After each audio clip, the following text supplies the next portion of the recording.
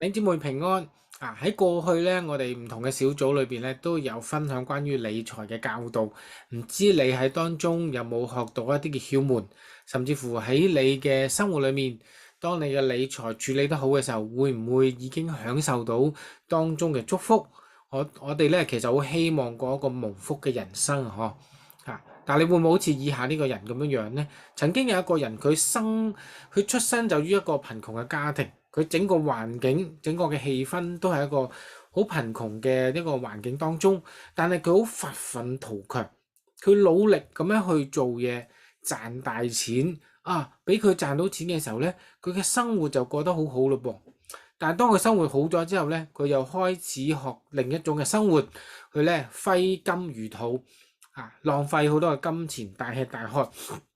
當佢咁樣使用嘅時候咧，大花筒嘅時候咧，佢又遇上股災啦。喺個股災嘅當中咧，佢就欠債累累，又再次跌入一個理財失衡嘅狀態，因為借貸嘅緣故，要繼續嘅搲錢，繼續嘅揾銀。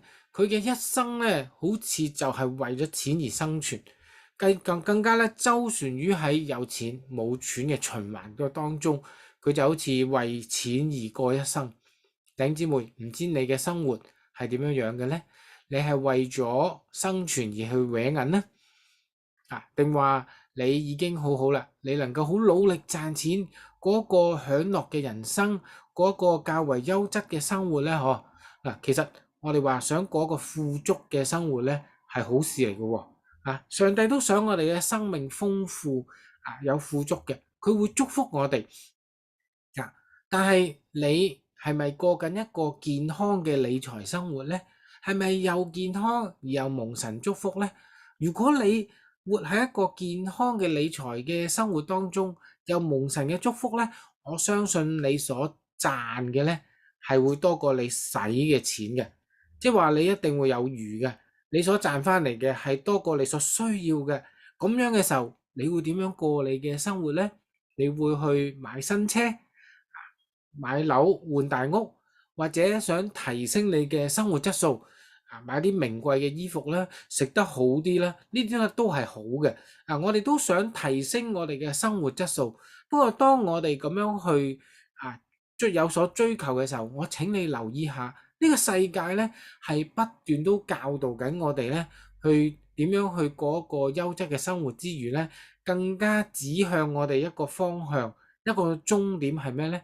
就係呢個世界不斷係講緊咧，我哋要去享樂，並且追求短暫嘅滿足。就正如你睇廣告就知啦，其實廣告就代表緊呢個嘅世界呢個文化嘅宣傳伎倆，佢不斷鼓勵緊我哋咧去作為消費者咧，你要滿足你眼前即時嗰種嘅慾望而家喺直播網播嗰度咧即刻可以睇到要嘅嘢就即刻落單咧就可以買噶啦，睇到就覺得想要噶啦，呢個就係現代人嗰種嘅消費模式。更加係一個理財嘅文化不斷滲透喺我哋嘅生命當中，更加而家現時嘅人咧，可能都已經習慣咗點做月光族啦，即係每個月所賺翻嚟嘅都一鋪清袋使晒佢，甚至乎咧鼓勵你點碌卡啦，使未來錢啦，呢個咧係呢個世界嘅文化。不過我好想邀請你，當你開始學習理財，你好想你嘅理財生活能夠健康嘅話，我好想邀請你咧去從信仰嘅角度出發，去諗下，去培育一個有永恆觀點嘅理財生活。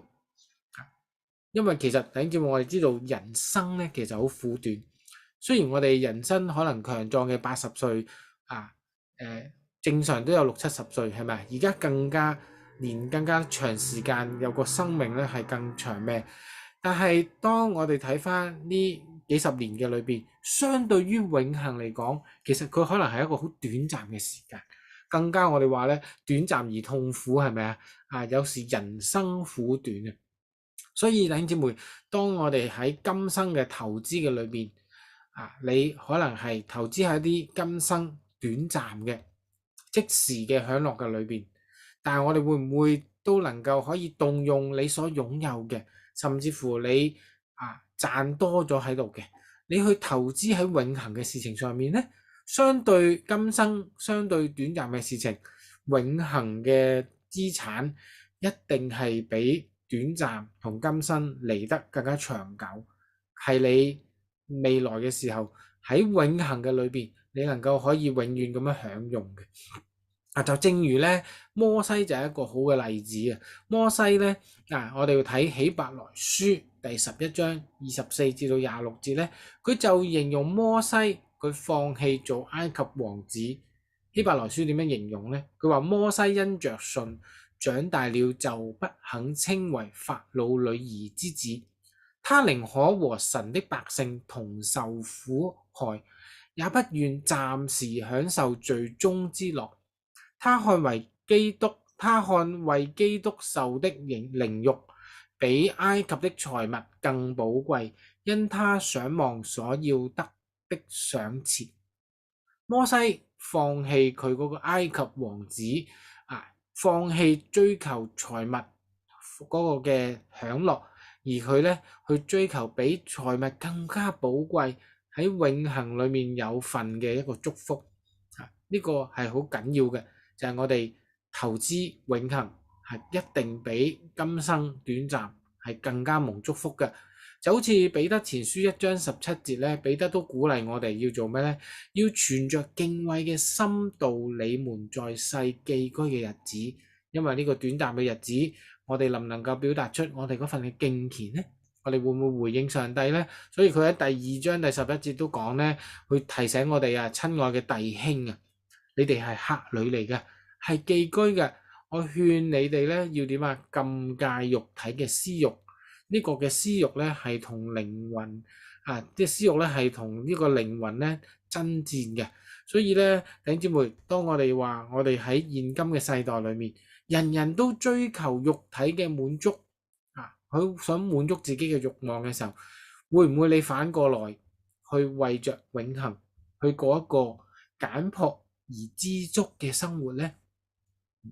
一個簡樸而知足嘅生活呢，係能夠平衡現金同埋永恆嘅投資嘅。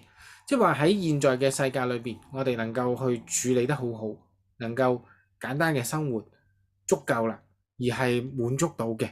但係我哋亦都可以呢去投資喺永恆嘅裏邊。有幾個考慮嘅因素呢，我值得大家要留意嘅。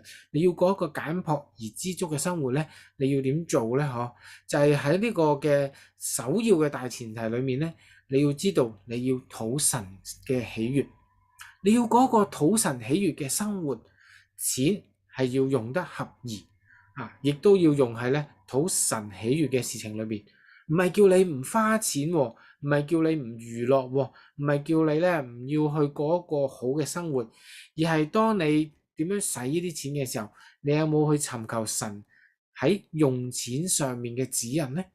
有冇喺你花費錢銀嘅裏邊，你能夠同神同自己都能夠享樂當中呢？呢個咧你要諗下呢個係一個原則，你要常常諗下我花嘅錢點樣係討神喜悅嘅。咁討神喜悅嘅裏邊，我哋知道神所創造嘅都係好嘅。其實當我哋感恩嘅心，一個感謝嘅心去領受，其實冇一樣嘢咧係唔好嘅。不過我哋要知道，我哋咁樣去享樂嘅裏邊，我哋千祈唔好浪費就好似雅各話佢唔好浪費唔好浪費喺嗰啲嘅宴樂上面啦。我哋都唔好太嘅奢華啦。個知足嘅心咧好緊要。另一方面就係我哋千祈唔好同人去比較可能有好多人好似大富豪咁樣，係咪？佢哋所有嘅都係十分之好嘅。如果我哋同人比較，咦，佢嗰架車靚啲喎，佢着嗰件衫靚啲喎，我要比佢更加靚，我要比佢更加貴嘅時候，我哋又落翻喺嗰個錢銀嘅循環嘅裏邊。最後嘅我哋要知道就係我哋上一次都有講過噶啦，慷慨嘅生活咧係一個蒙福嘅生命。我哋點樣去藉着慷慨去投資永恆？我哋點樣藉着慷慨討神喜悅？我哋點樣藉着慷慨令我哋都生活豐足呢？呢個都好重要嘅。所以弟兄姊妹，你願唔願意過一個簡樸知足又討神喜悅嘅生活呢？最後好想鼓勵你你要做一個錢銀嘅主人呢？定話你想做錢嘅僕人呢？你要因為錢而去得罪你嘅主人呢？定話你好想使用你嘅金錢做一個忠心又良善嘅僕人呢？神交託咗財富俾你，就睇下你點樣善用你嘅理財，更加點樣喺你今生同埋永恆嘅裏面得到祝福啦。